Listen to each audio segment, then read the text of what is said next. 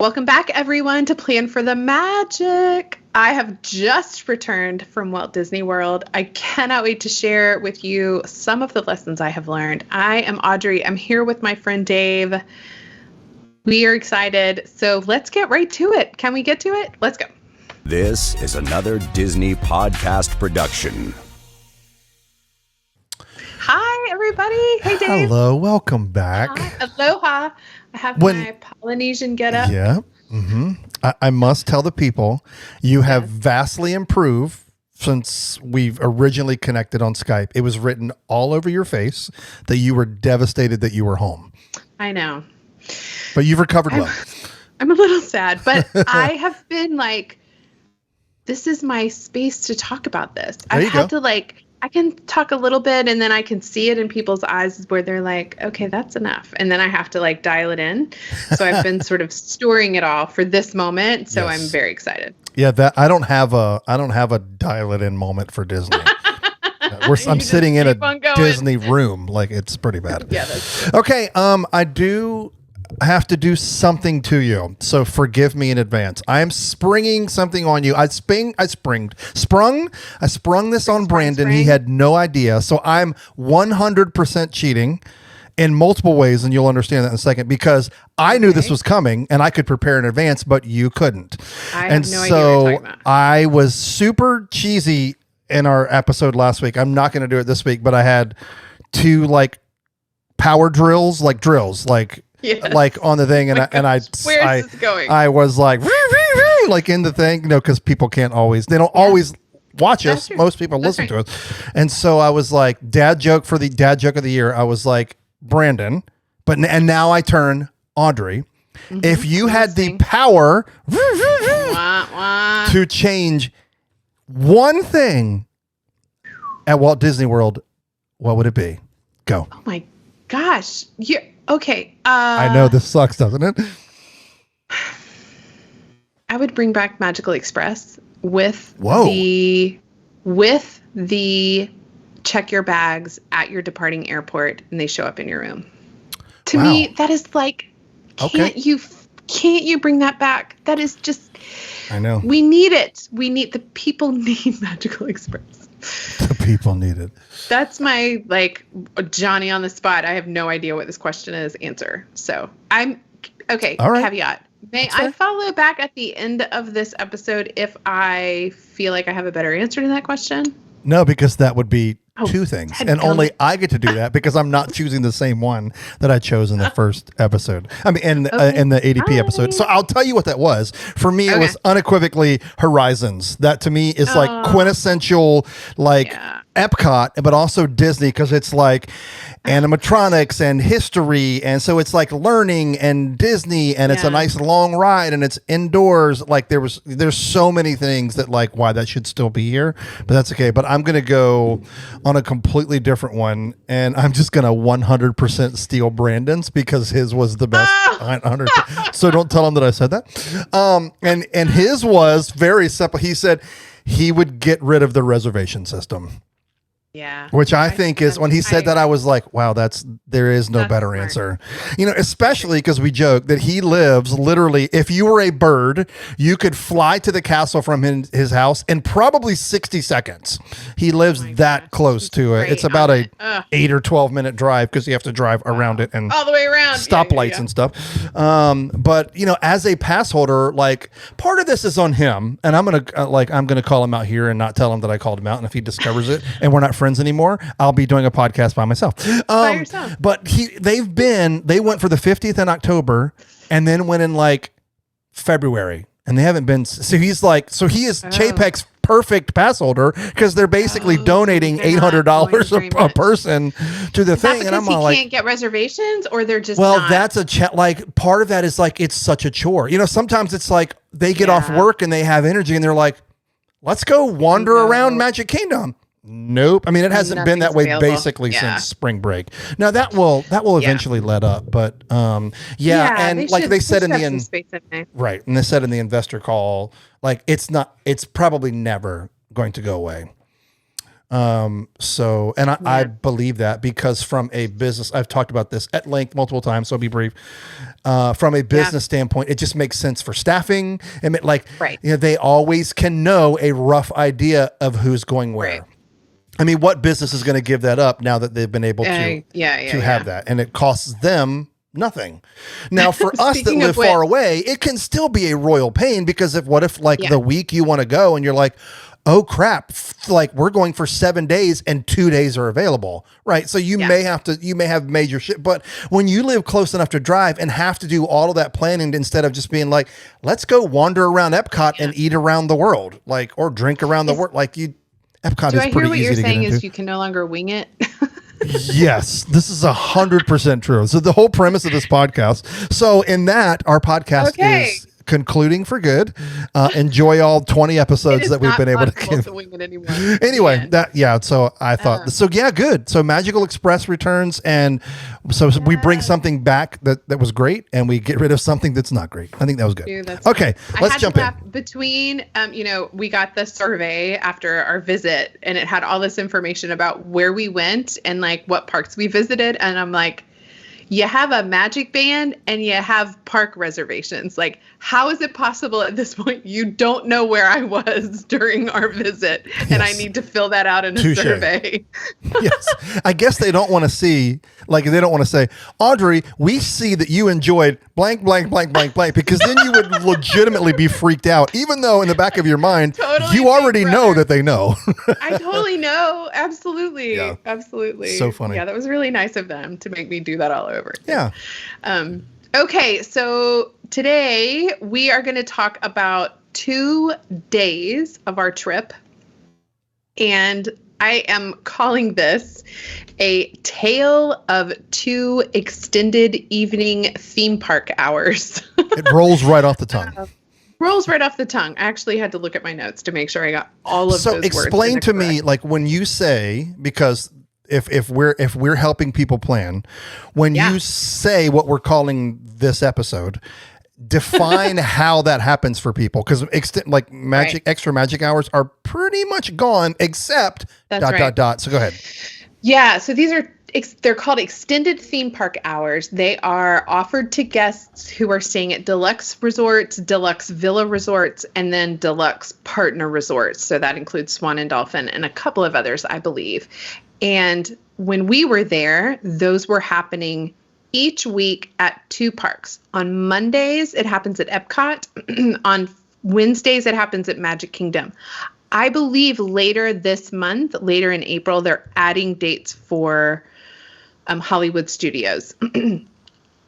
So we actually ended up booking our day parks at both of them. That wasn't the original plan. But as you heard me explain in the last episode, when one of my children decided Chef Mickey's was super important, and we had to get a reservation, I ended up swapping park days so that we were at the Magic Kingdom on the day we got the Chef Mickey's reservation, which ended up being lovely. Great. So we actually ended up not having to park hop to those. You do either need a park hopper, or you do have to have a park reservation for that resort on their extended evening hour days. If you don't have a park hopper and you're staying at one of these resorts.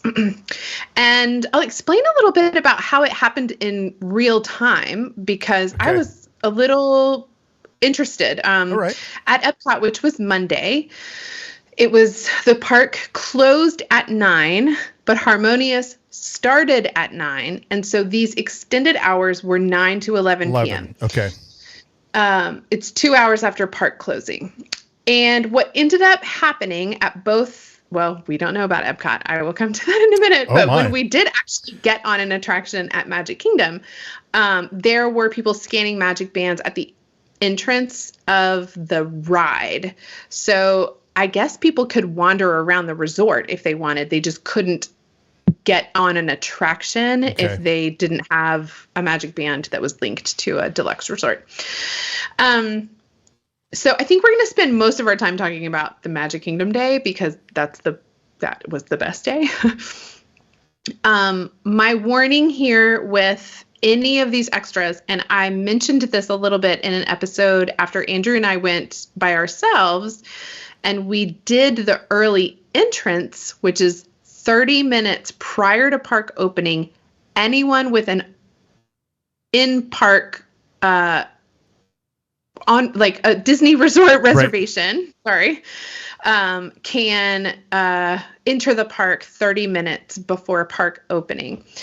And so we had a little bit of trouble with that. If you remember from the other episode, we did that at Magic Kingdom. We didn't want to ride Seven Dwarfs, so we were headed over to the other mountains, the Big Thunder and Splash, and that half of the park is actually not included in those early Magic hours. Alrighty then.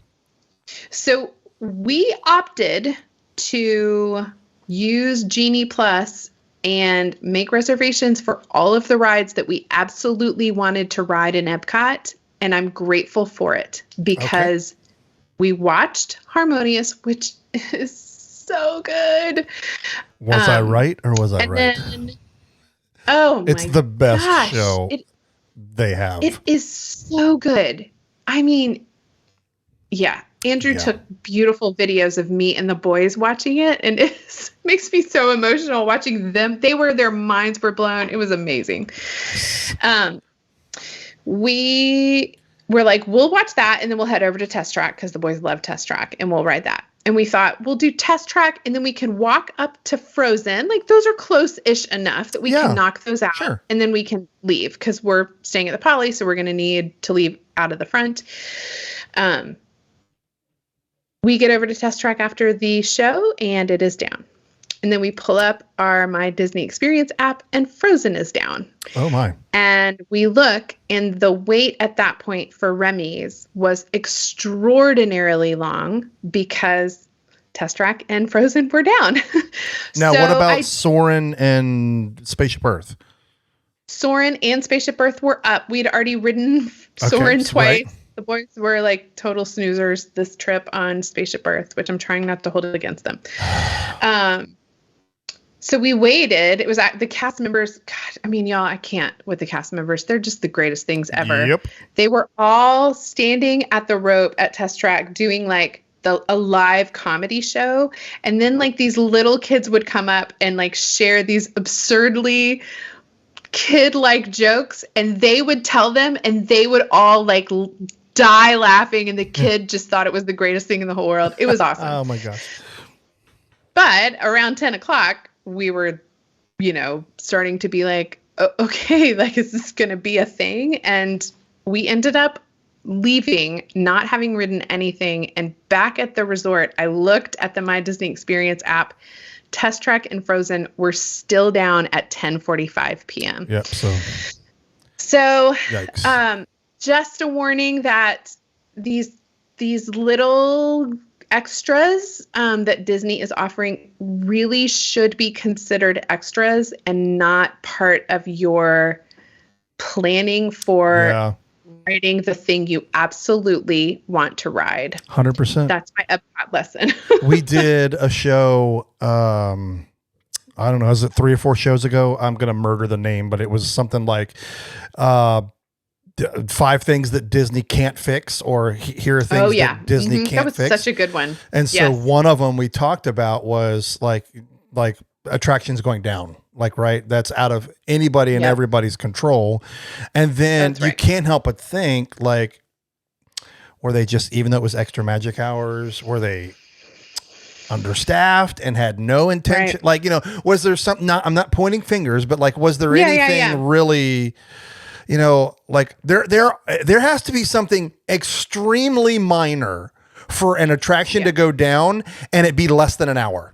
Right. I mean, I would say like 45 minutes is the like maybe like somebody, a Disney World vacation, or I can't think of it, like a human, like drop their hat or sunglasses and the attraction can't go past that point. Like that's the quickest downtime that you're ever going to get. And so when something is open special for 2 hours, like you're talking like maybe it's going to be open for half the time if Johnny dropped his cell phone. Yeah. You know, I was looking at, there's a new account I'm following and I wish I could pull the name up. If it comes to me, I will let you know, but it's something like attraction data or Disney data. Have you seen this? No. And they report when a ride goes down, and then they have like an average length of time. So when Slinky Dog goes down, it's usually down like 11 and a half minutes or whatever. It's super cool. Wow. It's not always accurate. But I still, found it to be a little wonky, but it was so cool to like see these things. So I'm totally with you because I think it's unusual that something just goes down for 2 hours. And the fact that there's a point where if you believe the sign that Test Track goes over 60 miles an hour, that's not anything that you want to go wrong at those kind of speeds. So that's a really good point. You want it to open back up and the tests to work as expected. No pun intended. Yeah. But yeah, I get it. Okay. So let me chat a little bit about this because I've never, I mean, we did extra magic hours way back when they were like great, but not saying they weren't great now because you do have a other side of the coin experience with Magic Kingdom. I do. But I do want to talk about Epcot's a funny one because the majority of people, I would guess, are going to want to stay. You know, you get a little bit later dinner reservation. The park kind of empties out. You can hang out if you're still partying or eating around the world or drinking around the world, whatever you do. Like, the challenge with Epcot is not a ride park. I should just stop beating around the bush. That's right. So it is interesting that that's one of them, but I get it. You have 4 parks you can't exclude because some people are going to want Epcot for a myriad of reasons. Right. But it is a challenge when, you know, you have 3 or 4 marquee rides, and because there's so few, you're there for the day, you can hit at least a couple of them. And then like if you're saying, well, we'll save these for when less people are here because the lines will be shorter and then they're not operating as expected. Right. That's what's tough. So that's why I think, correct me if I'm wrong, and I know people will, but I don't think that is a park that has ever had an after hours experience. You would know that better than me. I think you've been in this for the long game. I know I have gone to Animal Kingdom and Magic Kingdom. I don't know if Hollywood Studios has done it, and I'm 98.7 degrees sure that Epcot never had. Now, I will say... Well, they do the Moonlight Magic for DVC. There you go. Yep. Had 2 of them. More than 2. That was the first park they did the Moonlight Magic. Okay. But I was kind of half watching those because those dates didn't line up with our trip. So most people talk about food and drinks and like, you know, I mean, it's Epcot. Right. So like, that's what I don't remember people reporting on even like ride waits. I just don't even remember reading anything about that, but I'm happy to go back and look. Yeah. So the benefit here is, well, I guess we'll call it a benefit. The benefit is this wasn't a paid after hour experience. This was something that we'll put in air quotes is included because we all know that you're paying for it in some way, shape or form. Oh, for sure. That, like, it's just not, I think you nailed it. Yeah. Like, don't be like, Test Track lines are insane during the day. We'll wait and ride it at 10:45 before we leave. Yep. Now, if you want to get in line exactly and use your tip from before and get in at like 8:58, by all means, like there are strategies to try to land that during the regular day to avoid the longest line. But these extra times, I think you just have to be cautious about putting all your eggs in those baskets. Because I don't know that it's going to work out. Which stinks. The best experience that I've ever had at Epcot was a special party, but it was not put on by Disney. So, and if you don't, I'll be brief. If you live under a rock and don't follow any other Disney people, then you may not have heard of them, but the Diz, they're a massive company that does all kinds of stuff. They're connected to the owners that own the Diz also own a big travel company that specifically focuses on mostly Disney vacations, you name them, they do it. Also Universal, all kinds of stuff. But they had their 20th anniversary, and I was like, It was like 1,500 to 3,000 people, something like that. And we shut Epcot down and had it for ourselves. And we went into the land, and you walk into the land, and there's this massive 20th anniversary cake that they had made. I mean, it's huge. Yay. And then you go downstairs, and there was a full-on dessert party included. You just grab whatever you wanted, ride all the rides in there, leave. Spaceship Earth was open, Test Track was open, and then we had 1,500, 3,000 people. They paid for illuminations. So when I say, like, when we talk about after parties, like, it feels like there's several thousand people that are still at those, but these parks are massive. 1,500, 3,000, like, it felt like there were six people with us. Yes. Yeah, for sure. We wandered around forever and passed like 3 people in all of like whatever the future land, future world, whatever it's called. Yeah. But anyway, so that was great. But I don't know that I would pay for an experience there that was Disney related because of the lack of rides. Yeah, for sure. Or attractions. Yeah. Anyway. All right, let's go to Wednesday. But I will say we did have a fabulous quick service meal. Speaking of the land at Sunshine Seasons. Don't you love it? I love that quick service. It is so great. Yes. There's so many options. It's the best place in Walt Disney World because you can literally get your kids Uncrustables, but you can get like Asian food. It's fantastic. Yeah. I got salmon. My littlest ate the largest turkey sandwich I've ever seen in my life. You know that we walked 25,000 steps that day because the boy ate the entire thing. It was so remarkable. Okay, let's go to Wednesday. Okay. All right. Wednesday was our Magic Kingdom day. Okay, I just want to preface this by saying I have heard a large number of times that if you do an evening event at Magic Kingdom, you can do all the things that you would do in a full park day, and you really don't need to go to the park before the evening. And I have not believed anyone who has ever said those words. Yeah, that's hard to think that like a full day. That's hard to believe. Well, I am here to confess my wrong and say I was in the wrong, and let me tell you why. Oh my. So that was the day we had Chef Mickey's at like 10 o'clock. And so we're like, well, we're sleeping in. So we just took the morning off. I mean, of course, my alarm was set at 6:45 every day, so I could book the individual lightning lanes and the Genie Plus in the bathroom, which I did every day. But then I went back to sleep that day. And then we went to the Contemporary and saw the chocolate Easter eggs. Oh my gosh. That is so great. Okay, so they're all the chocolate Easter eggs. I need to put this on my Instagram. Andrew took a video.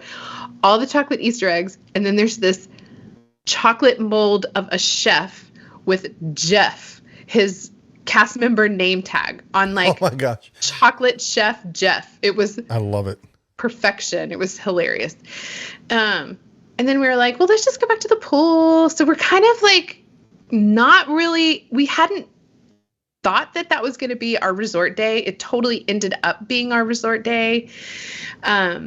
We at some point hopped over to me and one of the boys walked over just to go to the Mercantile and do a little shopping. And then we came back and then we were like, oh, let's put our name on the Trader Sam's wait list, which is like like walk up speakeasy kind of tiki bar. That's kind of not like a main restaurant at the Polynesian. And then we went back to the room. Anyway, all this is to say, we got our call for Trader Sam's, went there at 4:30 p.m. We did not go to the Magic Kingdom until 5:30 p.m.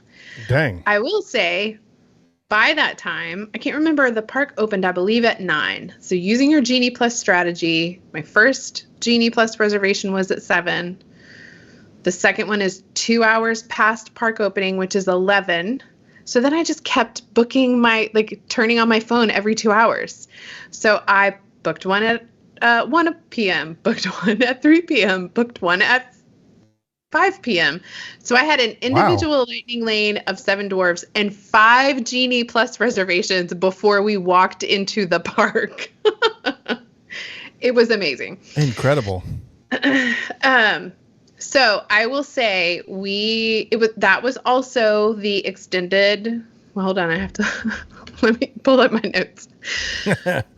I said it wrong. Extended theme park hours. It's not extra. I want to say extra because that's what it was. Extra magic hours. Extended theme park hours. The Magic Kingdom closed that day at 11 p.m. So those extended park hours were from 11 p.m. to 1 a.m. And I was a little unsure about whether or not the boys were going to hang, and they totally did. It was great. Nice. So we didn't make it all the way to 1 a.m.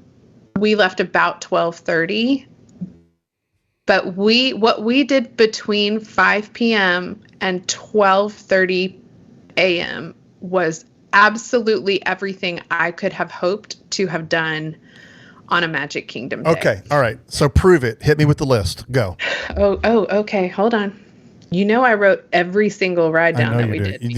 You are your name is planning for the Magic Audrey.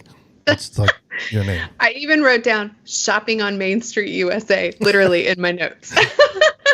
All right. So this is what we did between 5:30 and 12:30.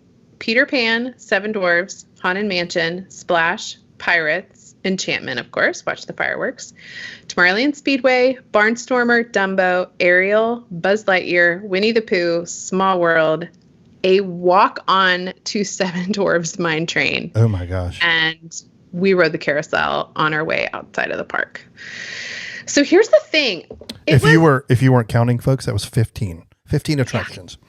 15 attractions in on a day 6 hours. Touring Plans has 6 hours. Wait, 7 hours.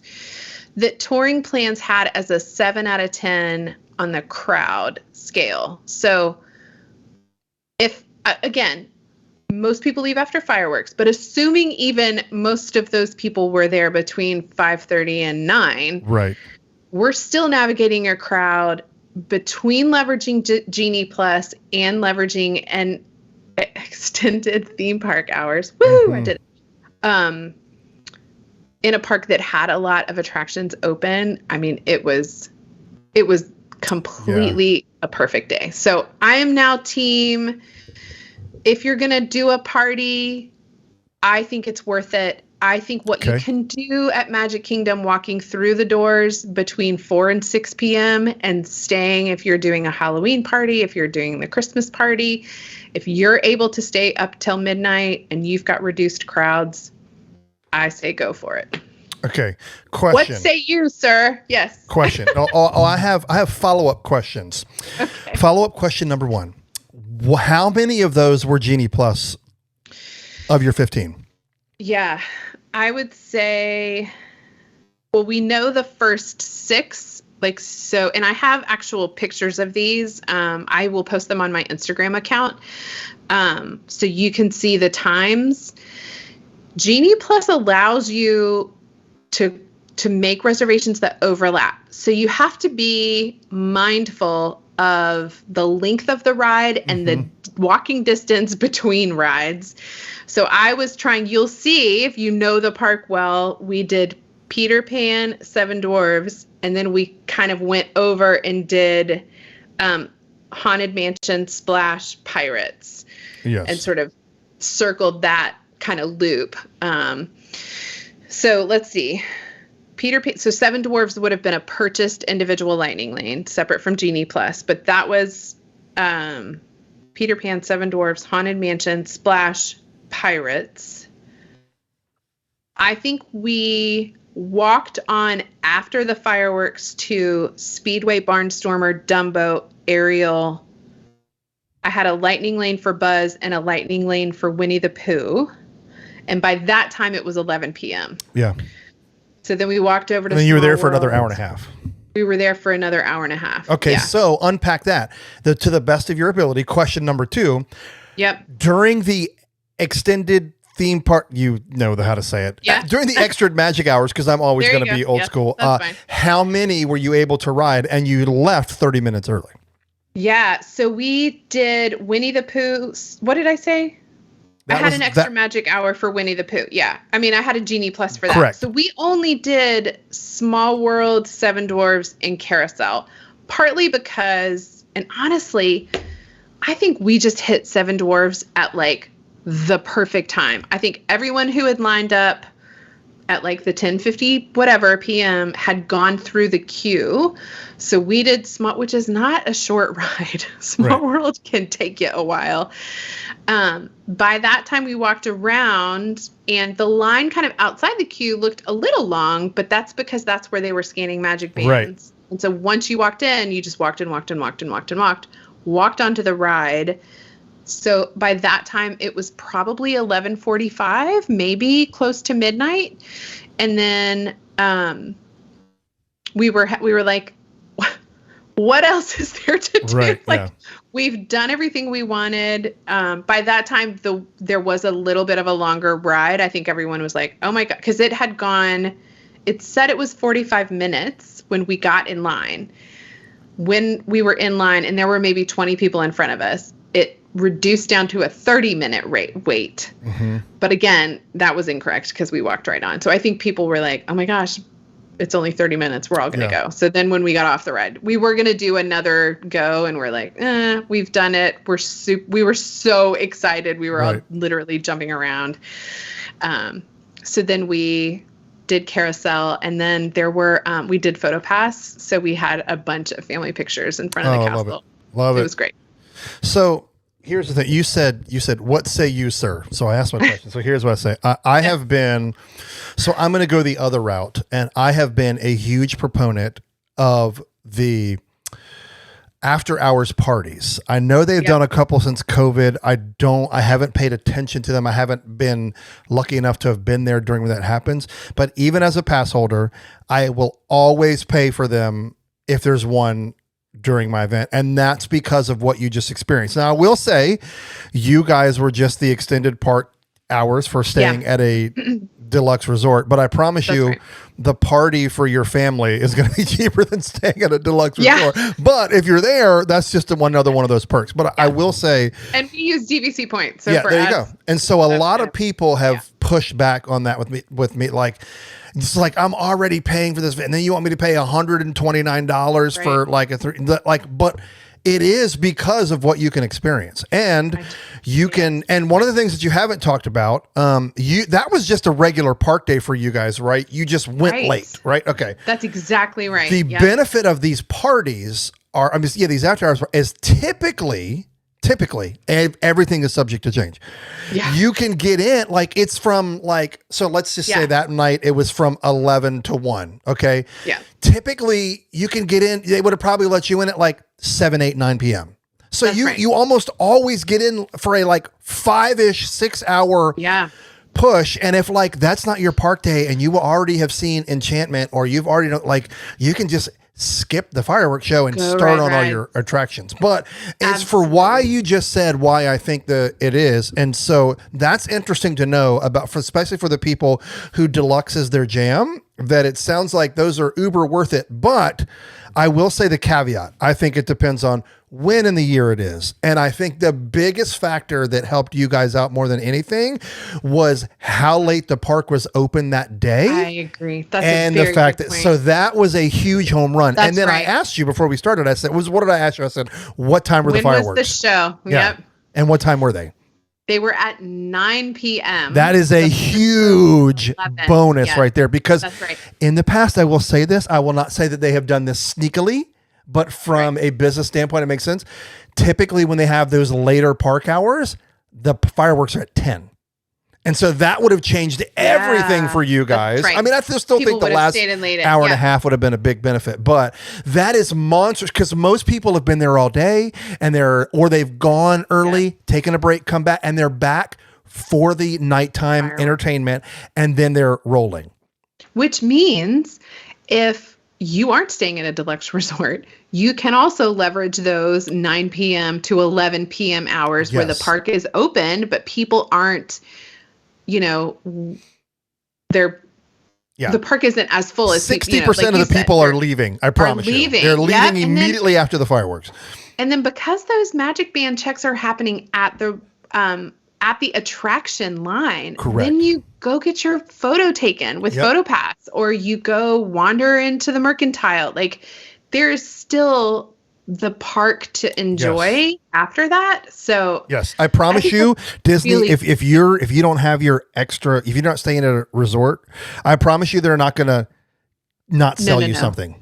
They're not. I will promise they're going to let you in, and you can walk all over the shops, and you can buy dessert, and you can probably even sit down for a meal, because they're not going to say no to your money. You're not enjoying the benefit of, well, you are enjoying the benefit of being open. But again, check the hours, make sure, like, if you like, oh, let's go to a late night dinner, make sure that it's A, open, and B, available, that kind of thing. But yeah, I think that was like, that's the bonus. So anytime that we've done that, we've only been lucky enough for it to happen once, but there was another one of those where the park closed at like 11, and then it was like at 11 to 1. And it was more of a ghost town on that night than it was when it was a 9 to 11. Because we went to one at Magic Kingdom that was 9 to 11.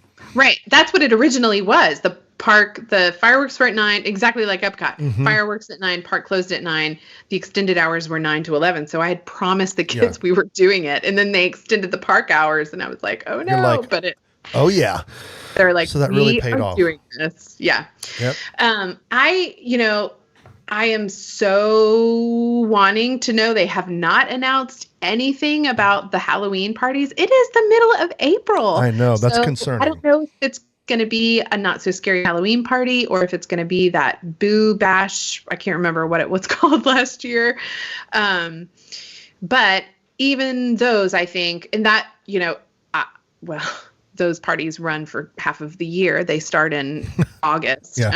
But when you get to the October, November, which is when we usually have our family trips, the park hours tend to be a little bit, they do close earlier because of, I don't know why, I guess it's just the sunlight goes down or whatever. But I do remember in 2019 when we were there over Halloween weekend for the Mickey's Not So Scary Halloween party, people were allowed to enter the park at 4 p.m. Yeah, crazy. Such a deal. Yeah, I know. Such a deal. I mean, because that's almost a park day that you're not having to pay extra for. Now, if you're an annual pass holder, yes. But if you're going there for your vacation, you don't use one of your park days for that, because you get in. I mean, it's relatively half the day. It's almost like getting in half the day, because those parties typically go later, and you get in multiple hours beforehand. Yes. Yeah. So it's incredible. Okay, so I know. I'm going to put you on the spot again. Okay, bring it. Nothing that we talked, you can't include anything that we just talked about this entire episode. Okay? Deal? Oh, okay. Deal? Okay. What was the shining Disney moment for this trip for your family? Okay. Can I tell you what it was in 2019? Because and then I'm going to tell you why. You have failed. I'm just kidding. Yes, of course you can. You're going to be like, really? That's what it was? So in 2019, we had just watched Hoop-Dee-Doo Review. We got on the boat, and the boat ride from Wilderness Campground to the Magic Kingdom at sunset was like, I don't know. There was just something. We were there. We were immersed in all that the magic was, and that boat ride for me, with the 4 of us all snuggled on I don't know. It had every bit of magic feel. And I actually thought, I wonder if there will be a boat ride moment on this trip. We left Hollywood Studios on Tuesday of the week we were there at, it must have been 8:50. And we drove from Hollywood Studios north to the Polynesian, had the Disney Hits playlist blasting in the car, singing at the top of our lungs, and the Magic Kingdom fireworks were up in the air the entire drive. Oh, epic. It was it was so magical. It was so magical. And it's just one of those moments that is not an attraction. It's not a meal. It's not this thing that's on the list to do. Right. we didn't even think about fireworks. We were just like, we're out. And there they were, and we got the giggles, and just, it was so perfect. It was really lovely. That was great. Yeah. I think that's it. Like, I find that most of these trips well, I mostly just took my kids, like we've done one family trip since we've had them, just because Kim is like, take them, go have fun. For sure. She's like, you're the one with the addiction problem. This is like, we're all praying for you. It is typically a moment that is because you're together. Yeah. And I don't want to say like the cares of the world are gone, but like, because like, you're in the bubble. You're just in that's the thing. It's never, my Disney trips are never like, oh my gosh. I mean, it is when you come back and you talk about it like on a show like this, but it's never like when it becomes personal. Like it's always about like this moment that just happened to happen at Walt Disney World. Totally, but it wouldn't have happened if you weren't there. If you hadn't been there. I actually I packed the boys matching Christmas bathrobes, and this was like number 2. If you're listening to this later, this is April of 2022. Christmas robes. Tell your friends. It was their like plaid. I don't know. I just thought if they wanted to get cozy after swimming in the hotel room, they would have them. I ran to the room. They were in the pool, and it was, again, like 8:50. I don't even know what night this was. We were at the Polynesian. I ran and got them and put towels down on the beach, and they put their matching bathrobes on and sat on the beach and watched the fireworks. Heck yes. Yeah, I know. I love those silly things. Yeah.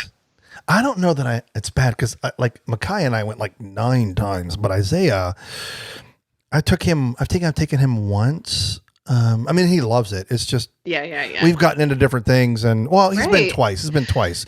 But with her, it was way back when Frozen was like this ridiculous celebration thing.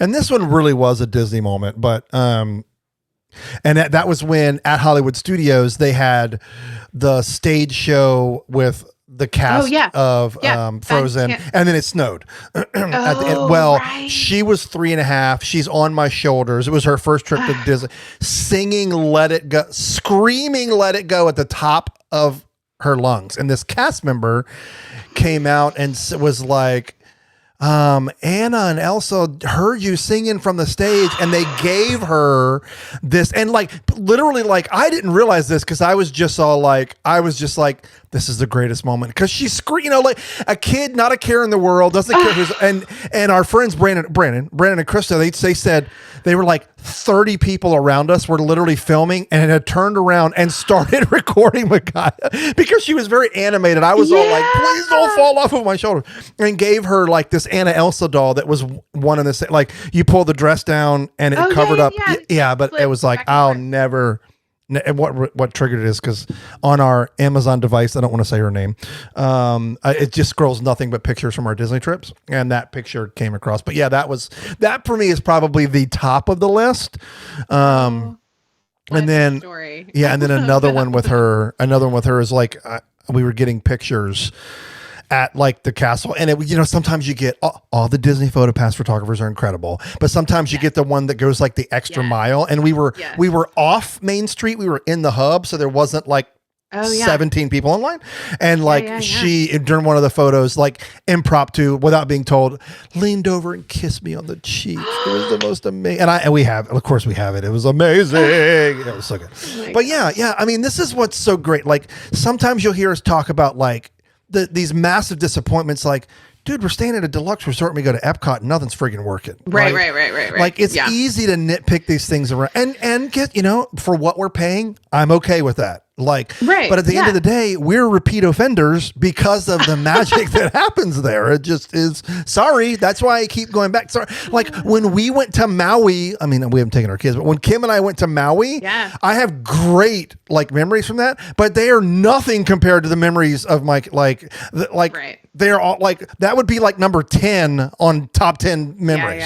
Like just because there's something special about what so true. that Disney magic does for you. So obviously you're listening to the show because you either want to go or feel the same way. So there is our cheesy We would love to hear your stories. stories. I know, please. For sure. Let us know. Oh my gosh. It'd be so great. That sort of Disney magic that showed up for you that, was unexpected and just that you can't plan no matter all of the planning for the magic that you do. Those are the unplanned moments that you could never create.